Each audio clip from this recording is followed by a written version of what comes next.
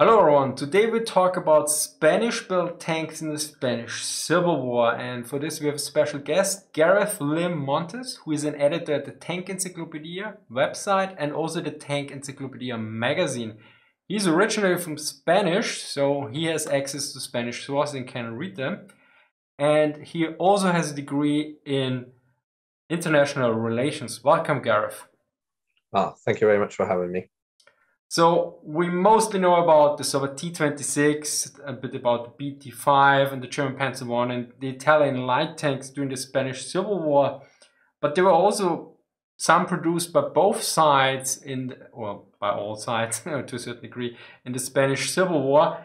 So how many Spanish-built tanks were there approximately in total to give the people a bit of context? In total, the Soviet Union, Germany, Italy, France, and Poland delivered about 670 tanks. So how much were home built or domestically built? Well, it's with with sources being quite scarce and contradictory at times. It's very hard to point to the exact number. I think a number between 40 and 80 is it is the most accurate number. And again, it differs. Lots of them were built in one or two one-off tanks or prototypes or small conversions. There was only one serially produced tank during the Spanish Civil War, and that was by the Republic. And again, the sources differ significantly. Some say that 12 were built, some say that 45 were built. So that's probably where the biggest difference comes in. So 12 between 45, okay, that's almost four times as much. So what type of tank was this? What was it equipped? Basically weapons and basic data, that type, the serial produced type one?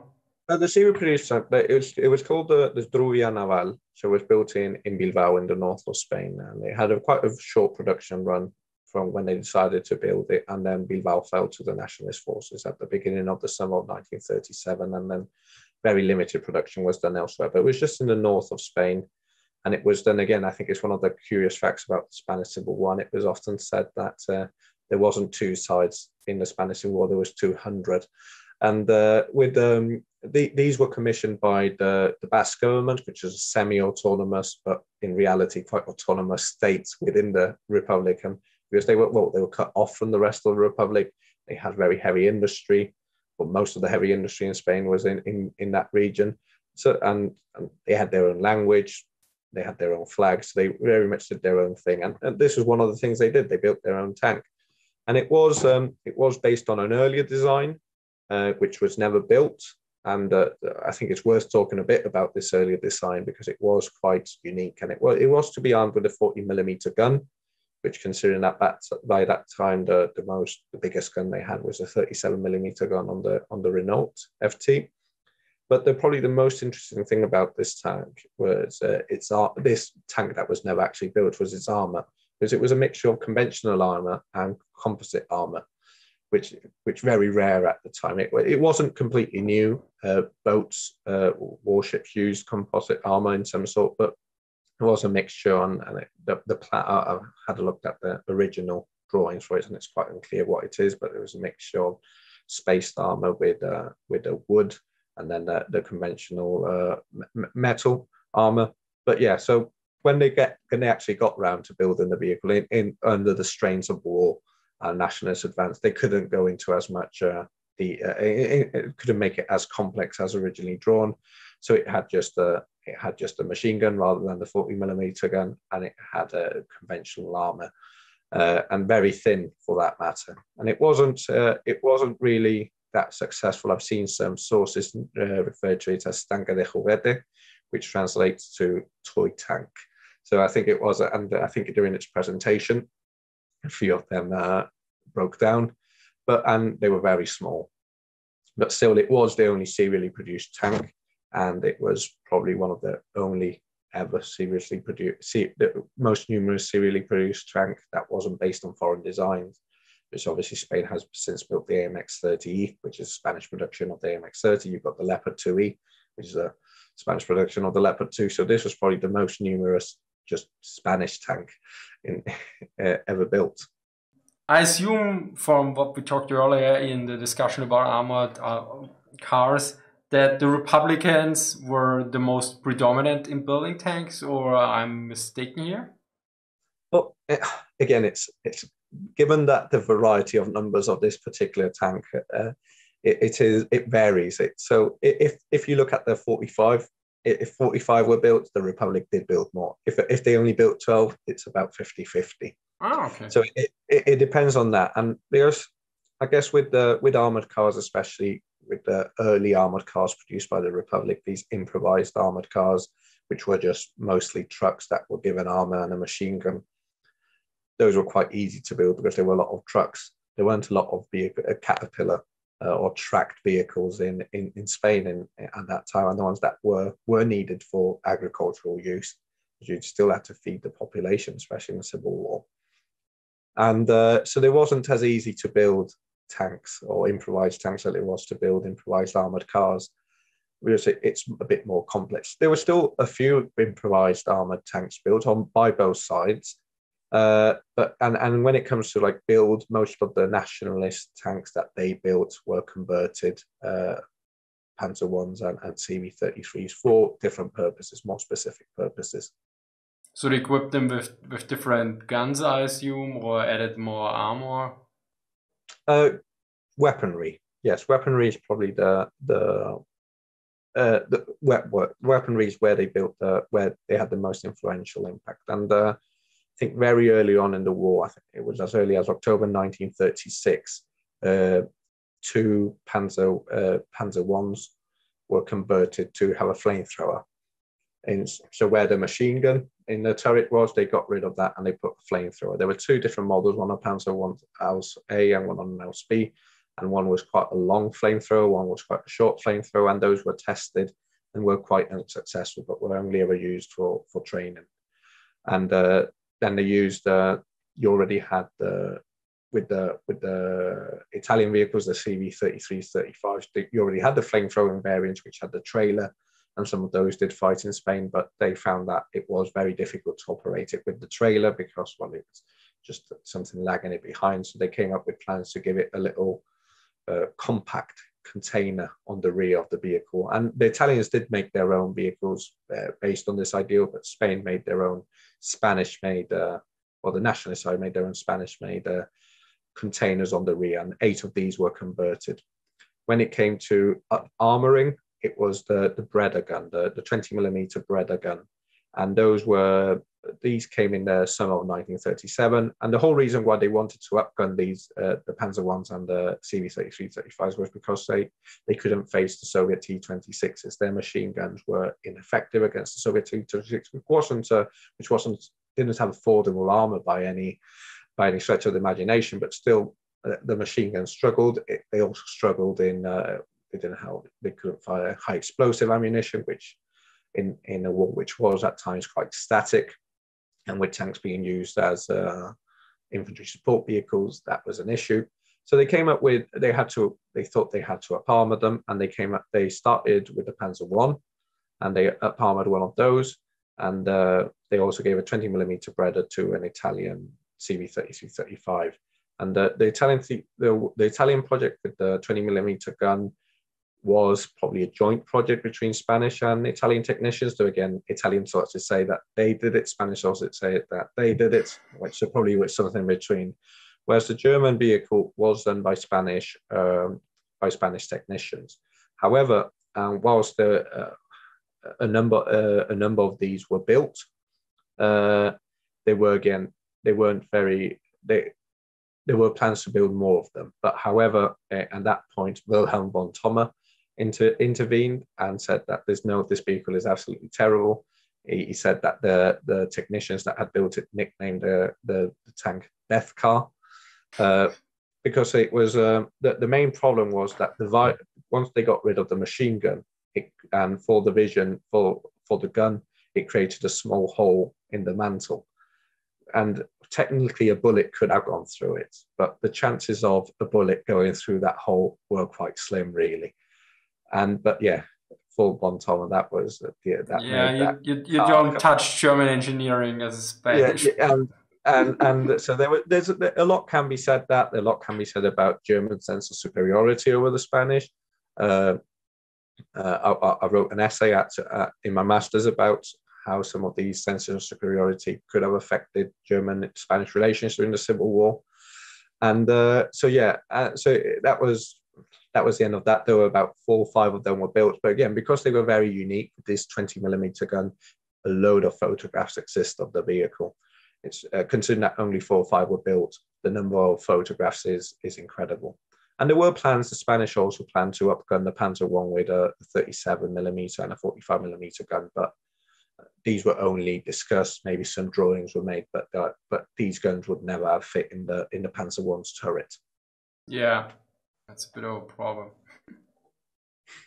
I mean, what some people don't know, the Panzer II was built as an anti-tank gun, as an anti-tank tank. So that I was quite shocked when I did the research for a Panzer II video and found out, okay, for instance in Poland they didn't even have high explosive ammo for the gun.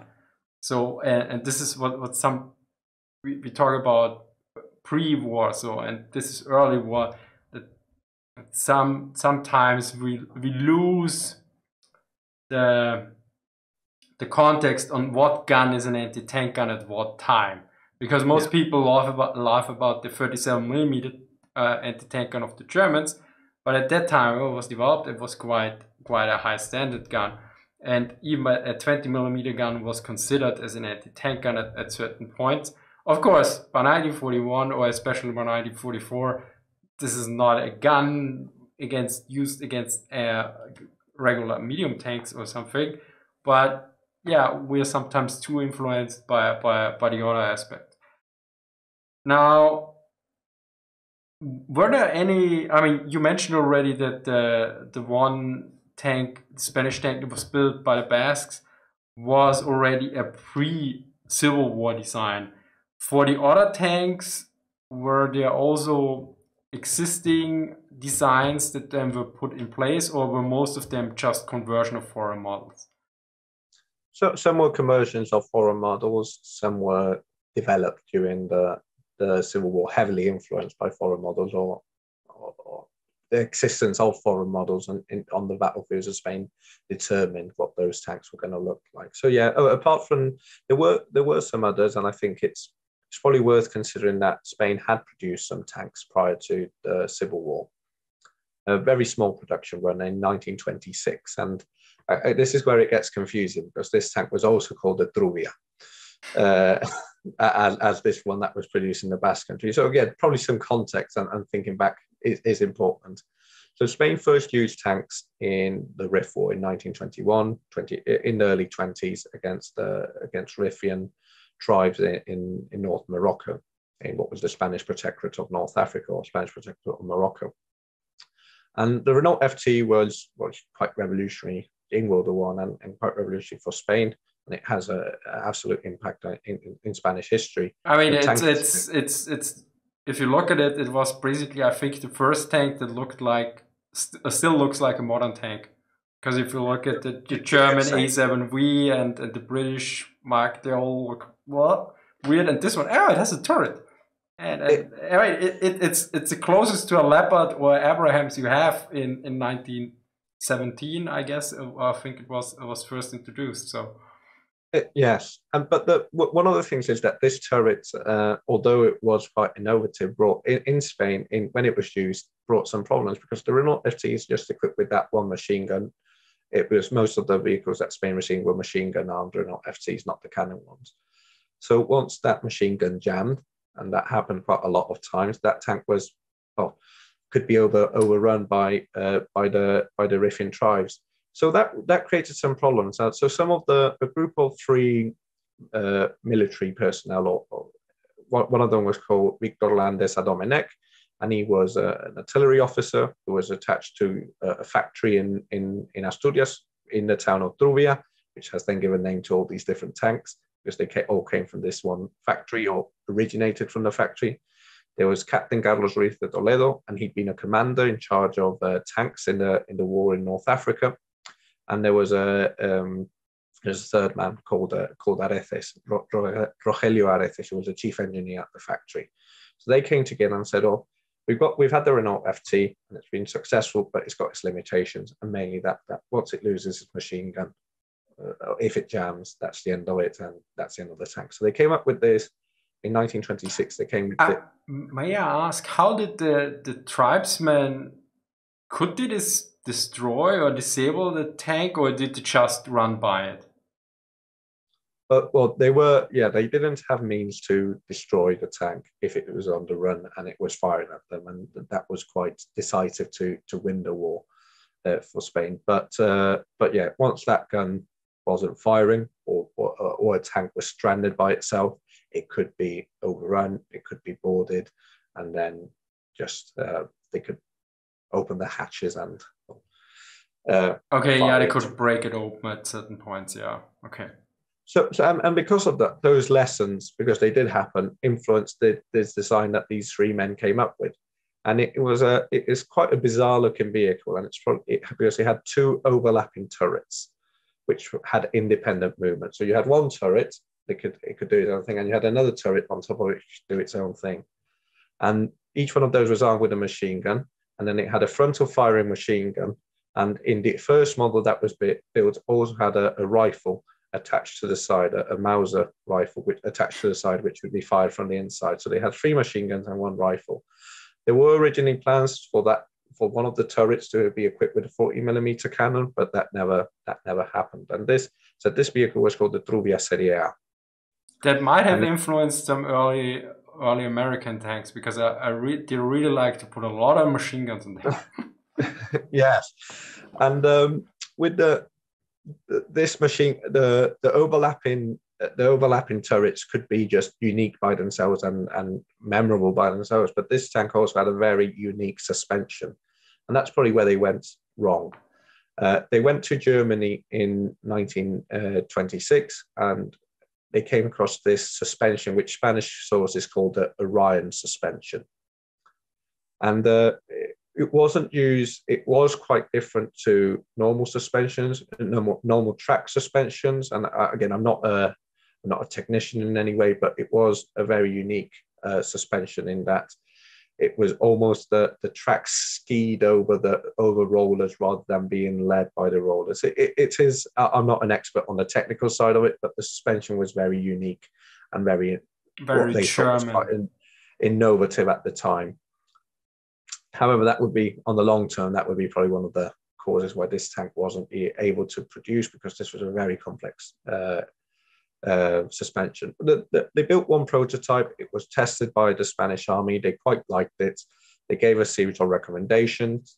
The tank was modified, and 3 others were built. However, the dictator in Spain at the time, Miguel Primo de Rivera, he fell out with the artillery side of the army, and the artillery side of the army were the ones who'd been in charge of building the tank, so the tank production was finished. But anyway, these 2 men, 2 of these men, Victor Landesa and Areces, didn't give up, and they came up with several other designs. One of these was this tank I mentioned earlier. I have one more question. So now, maybe I misunderstood it. The overlapping turrets, there were 2 turrets on top of each other? Yeah. Okay, and with each one with independent movement. But how does this work? Because you need one guy in the top turret and one in the turret below, or were they remote controlled? You had two men in the turrets. They weren't the biggest either, so it probably would, if it came to actual combat, it would probably have proven to be quite efficient. So the other one, the one at the top kicks the one at the bottom to move around, or yeah, well, I guess something like that would have happened. But although none of the original vehicles exist, there is a museum in the north of Spain, in Asturias, that has built a recreation of it, and it does have the 2 turrets which have independent movement. So those videos of it are on YouTube, and I highly recommend them, just because it is quite bizarre to have 2 overlapping turrets. But yeah, the designs they made after that didn't have 2 overlapping turrets, because they realized that the reasons for it was that the Renault FTs in North Africa, once their 1 machine gun stopped working, that was the end of it. So just give it 2 turrets, so 2 machine guns, and give it a frontal firing machine gun on top of that, so 3 machine guns. So yeah, that was the reasons for it. So it does have a logic, and you can see what the thinking was, even if it does look a bit bizarre at times. Well, I said these 2 men, I said, even though this tank didn't go, 4 of them were built, and it was the first Spanish tank, they didn't give up, and they designed in 1936. They made this vehicle that I mentioned earlier, the one with the conventional and composite armor, which they only drew, and it was only then a simplification of that vehicle was then eventually built. They also built a tractor called Tractor Landesa after one of its designers, Victor Landesa, and those were adopted by the army as artillery tractors, but they also built a tank version of it, so you could convert it quite easily, that tractor, into a tank. And about between 2 and 4 of them were converted during the Spanish Civil War from tractors, and in a conflict in the Asturias Revolution of 1934, in which mainly anarchists but leftists, it was a leftist uprising in 1934. They also converted some of these tractors into tanks. So those were probably the influence of these 2 men were probably the only pre-existing designs which influenced the war. But again, very small production runs in the north, only used in the north of Spain, which was cut off from the rest of the Republic and was quite autonomous, and which received far less vehicles from the Soviet Union, is what also worth noting. So it was probably out of necessity that they built these tanks, just because they had a bunch of Renault FTs. Lots of the ones that were sent by Poland did arrive in the north, but they did design their own tanks, again out of necessity, but I think also a bit out of like, we are an autonomous government, we're doing our own things, we can build our own tanks. Now, about conversions, did they also convert the T-26s, or some of them, or were they left alone because they were considered more or less the best ones? With the T-26, they were considered to be the superior tank of the war. The 45mm gun was very well liked.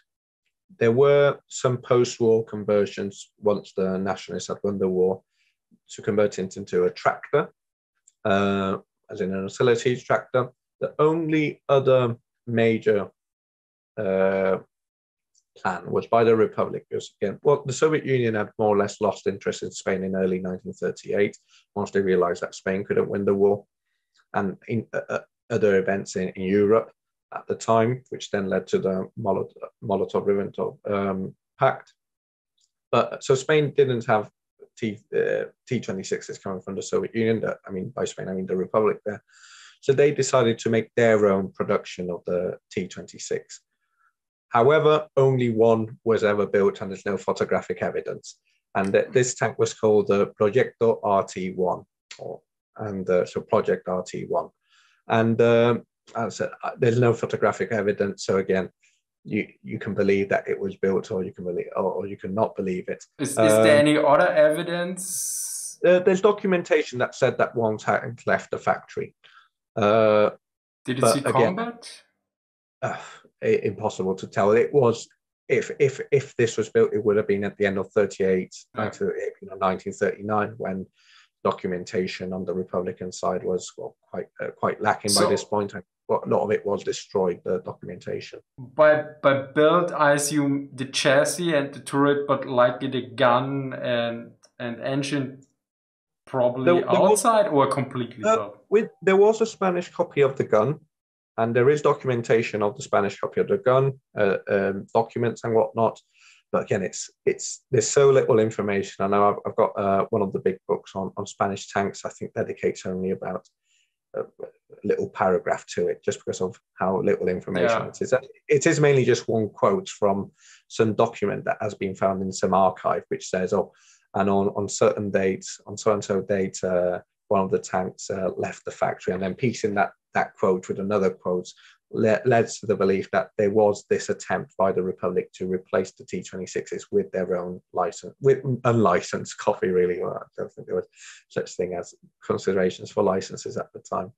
But yeah, very little information, and I think it's probably, considering how little information we've probably dedicated a bit too much time to it because, again, it's one of those that it may have not even been built. Yeah.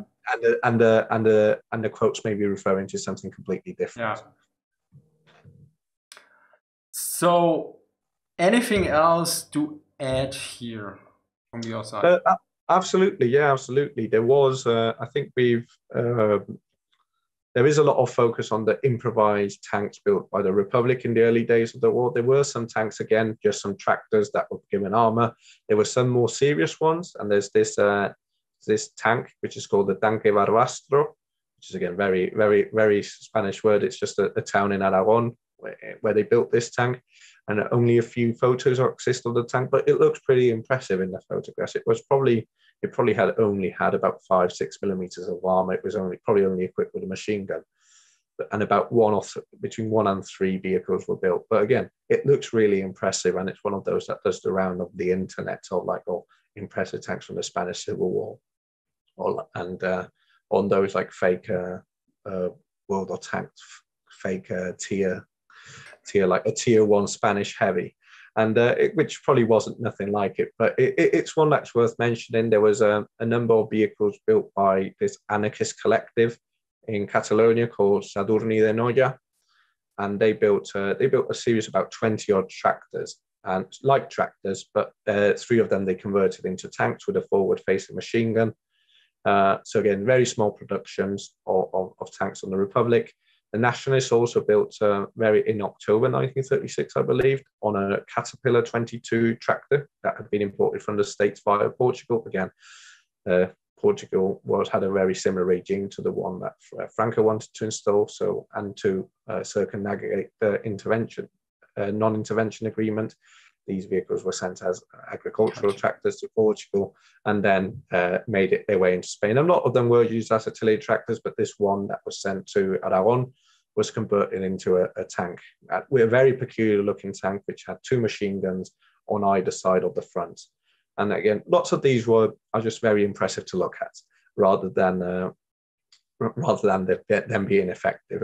And with going back to this anarchist collective I mentioned earlier, talking about impressive vehicles, before they built these tractors, they just had a few tractors in there. It was a tractor factory which had been repurposed by anarchists for the war effort. And they're probably the most impressive looking tanks, again, in a very broad sense of the word, came from that factory in the early days of the war.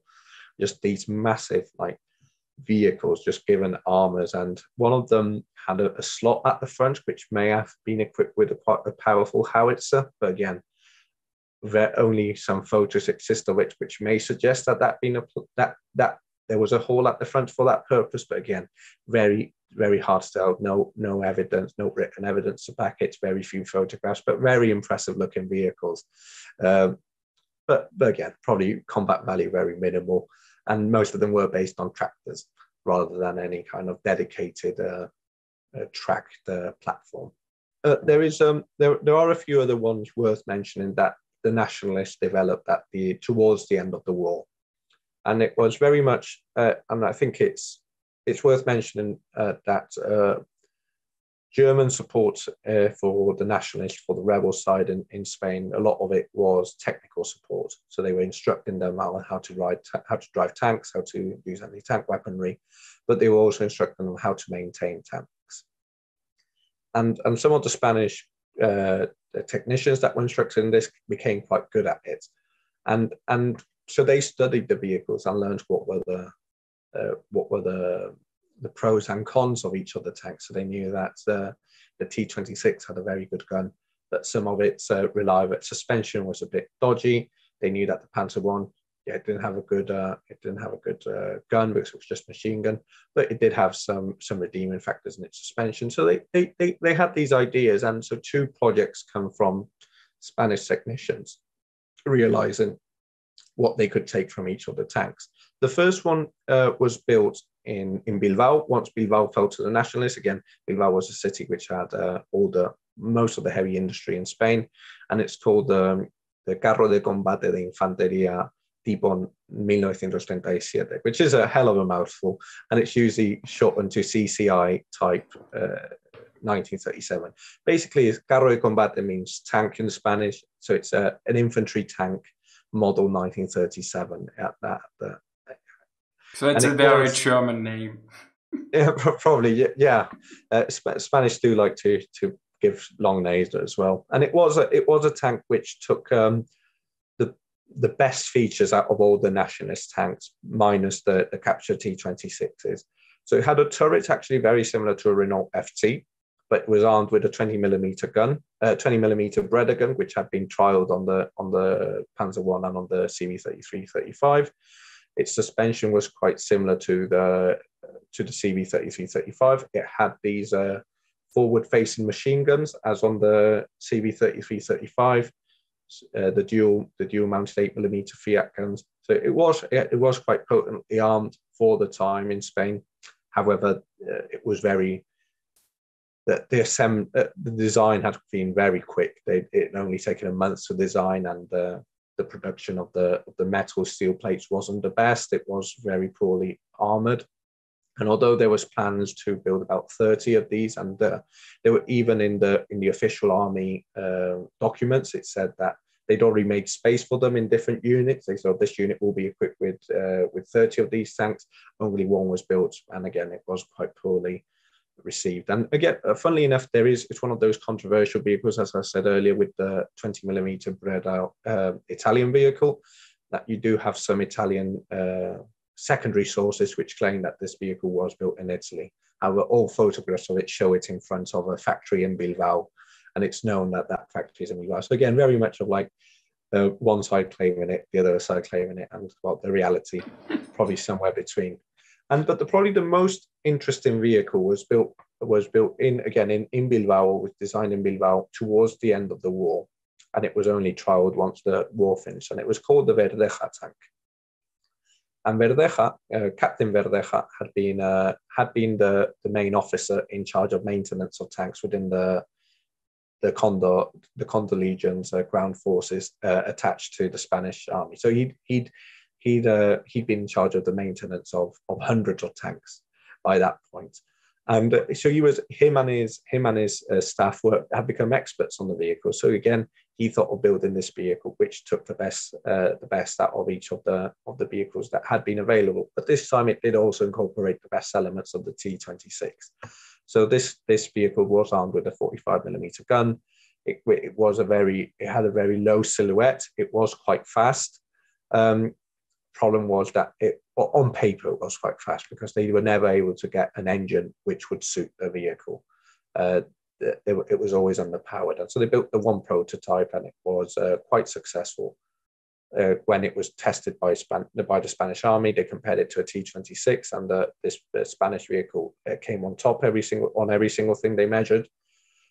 However, although there were plans to build, I think, something ridiculous like 200 of these vehicles, Spain had just come out of a terrible civil war, so they were never able to build these in any kind of meaningful. Only the one was built, and then it was converted in 1945 into a self-propelled gun, and which continues to this day. And then Verdeja did build, again, I don't want to go too much into this with his post-war designs, but Verdeja built a second vehicle called the Verdeja 2, very imaginative, as you can see, and which took some of the, I think it was built in 1941, so it took some of the lessons that had been learned in those 2-3 years between the first and the second vehicle.